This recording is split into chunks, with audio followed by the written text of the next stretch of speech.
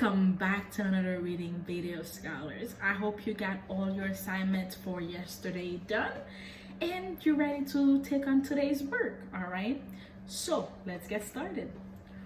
Readers read their books aloud in the voice of their characters. This in turn helps them understand their characters better. All right, let's keep reading Wangari's History of Peace and see if Miss LaFleur can try to talk in Wangari's voice, right? Because that's our character in this book. All right, let me get it set up and we'll get started. All right, scholars, I have our book set up, so let's get started. We are going to pick up with the last page we read yesterday, and then we're gonna keep moving forward, okay? And still, she stands tall. Right is right, even if you're alone. But Wangari is not alone. Talk of the tree spreads over all of Africa, like ripples in Lake Victoria. So, Wangari used the word alone to express her thoughts. But on page 21, on this page right here, what does the author tell us to let us know that Wangari is not alone? You see, the author tells us that talk or discussion of the trees spread over all of Africa, right? And how does the author describe how to talk? How does discussions of the trees spread?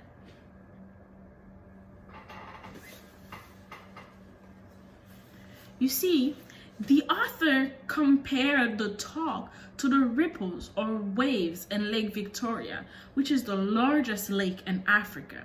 So waves moves really quickly. The ripples move really quickly and really fast over the water, right? So he's telling us that the talk spread just as fast as those ripples because everybody was finding out really quickly about what was happening with her trees and with Wangari. All right, let's read the next page. More women hear the talk and plant even more seedlings in longer and longer rows. The seedlings take root and grow tall until there are over 30 million trees where there were none. So what did the women do to let Wangari know that she was not alone? Did you say they planted even more seedlings? Yes, because that's what they did. The women planted even more seedlings in longer rows in places where there were no trees. Look at the picture and see how many seedlings there are now, right? That's a lot. Let's read our next page. The umbrella of green in Kenya returns. Dun, dun, dun. What is the umbrella of green? Do you remember? Yes, the umbrella of green are rows of trees that have grown. All right, let's read the next page. Women walk tall, their backs straight, for now they can gather firewood close to home. Look closely at the illustration on this page right here.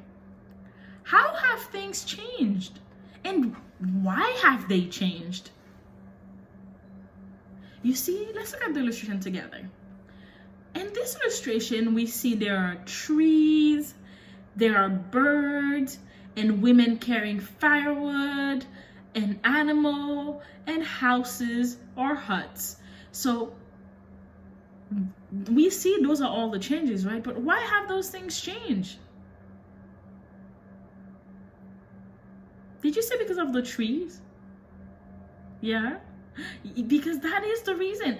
Things have changed because the trees have grown. So the habitat of that area came back. The trees were now there, so the birds came back, the animals came back, the people could live in those areas again. So everything changed for the better. On this page, the author tells us about the village women. How does the author tell us about the village women?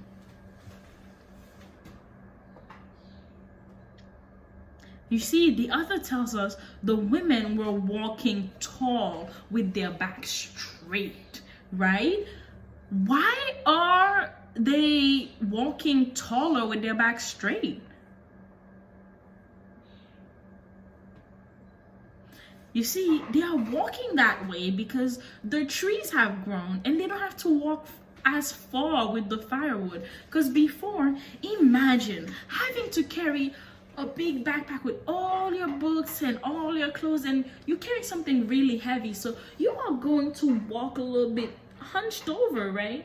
But they didn't have to walk that far no more. So now they could stand with their back straight because they didn't have to go all the way down far to get those firewood. They could just exit their house and they'll find firewood right there. All right. So we're gonna stop with our story right here for today. And I'm going to let you know what your mission is, all right? Let me get it set up and we'll get started. All right, scholars. So, are you ready for your mission for today? Yeah? All right. Your mission for today is very simple.